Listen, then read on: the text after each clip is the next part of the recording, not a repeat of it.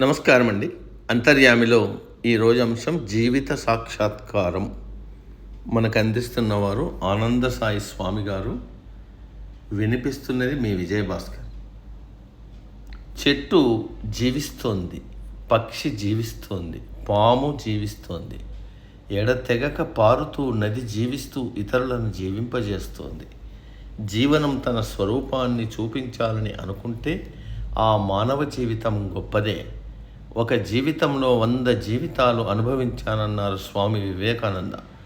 జీవన సారం తెలుసుకుని ధార్మిక జీవనానికి కట్టుబడి ఉండాలంటున్నాయి శాస్త్రాలు.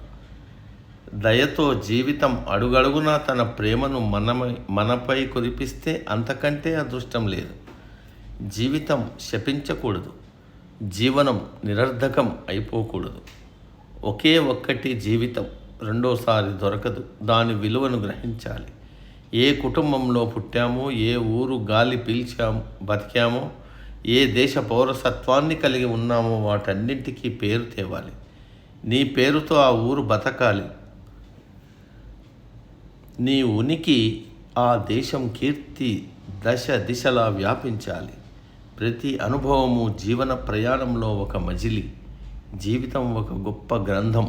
ఎన్నో అనుభూతులతో నిండి ఉన్న జీవనం మాధుర కావ్యం. చీమకు జీవితం ఉంది, అడవిలో ఏనుగుకు జీవితం ఉంది. అందరికీ సహాయం చేసే మనసున్న మనుషులకు జీవితం ఉంది. బతుకు ఇంకొక బతుకుని బతికించాలి, దీపం మరో దీపాన్ని వెలిగించినట్లు. జీవితం మనకి పూర్ణ కుంభంతో స్వాగతం పలకకపోవచ్చు. నుదిటి రాత క్షణక్షణం అడ్డుపడవచ్చు. విధి వికృతమై విసిరి కొట్టడానికి ప్రయత్నం చేయొచ్చు. దయగల జీవితం ఎన్నడూ మోసం చెయ్యదు. విషాదంతో కుంగిపోయి రథం దిగి నేల కొరిగిన అర్జునుడిని భుజం తట్టి లేపి శ్రీకృష్ణుడి రూపంలో అండగా నిలబడింది. ఘనకీర్తిని ఇచ్చి చరిత్రలో నిలబెట్టింది. అవతార మూర్తులకు కూడా జీవితాలున్నాయి, వ్యక్తిత్వాలున్నాయి. వాళ్ళు ఏ కారణంతో భూమి మీద జన్మించారో ఆ ఎరుక వాళ్ళకు ఉంది. వాళ్ళు సామాన్య వ్యక్తుల్లాగా ఎన్నో కష్టాలు బాధలు అనుభవించారు. మానవ జీవన గొప్పదనాన్ని లోకానికి చాటారు. జీవితం అవగాహనకు వస్తేనే జీవన సత్యాలు తెలుసుకోగలుగుతాం. బహిర్ముఖమైన జీవితాన్ని లోతుగా పరిశీలిస్తేనే అంతర్ముఖత్వానికి దారి ఏర్పడుతుంది. జీవితం మూర్మికంగా ఉంటే మన శోధన ఒక ఆటగా మారుతుంది. అందుకే జీవన చదరంగం అన్నారు. జీవితం తెరిచిన పుస్తకంగా ఎన్నడూ ఉండదు. సాధించి శోధించాలి. 8 చేతులతో ప్రత్యక్షమైన మహిషాసురమర్దినిలా జీవితం తన పూర్ణ స్వరూపాన్ని ఎవరికి చూపిస్తుందో ఆ వ్యక్తి సత్యాన్ని గ్రహిస్తాడు.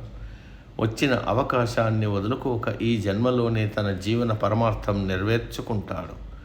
పువ్వు పరిమళాన్ని తోటలోకి తీసుకెళ్తుంది. అందంగా ఏపుగా పెరిగిన తోటను చూస్తే దాన్ని కాపు కాసే తోటమాలి గుర్తుకొస్తాడు. తోటమాలి క్రమశిక్షణ పట్టుదల చూస్తే అతడి యజమానిని చూడాలనిపిస్తుంది. చూసిన తర్వాత అతడిని ప్రశంసించాలని అనిపించినట్లు మన సర్వానికి ఆధారమైన జీవితాన్ని గొప్పది అనిపిస్తుంది. ఎందుకంటే దేహంలో ఉన్న ఆత్మను అనుభూతిలోకి తెచ్చేది దేహమే. దానికి అనుసంధానమైన ఈశ్వరుణ్ణి కూడా చూపిస్తుంది. తల్లిదండ్రులకు నమస్కారం. ఈ జీవితం గొప్పదని తెలియజేస్తున్న మహాత్ముల జీవితాలకు ప్రణామం. జీవిత సాక్షాత్కారమే ఆత్మ సాక్షాత్కారానికి దారి. సమాప్తం. సర్వే జన సుఖినో భవంతు. అందరూ బాగుండాలి, అందులో మనం ఉండాలి.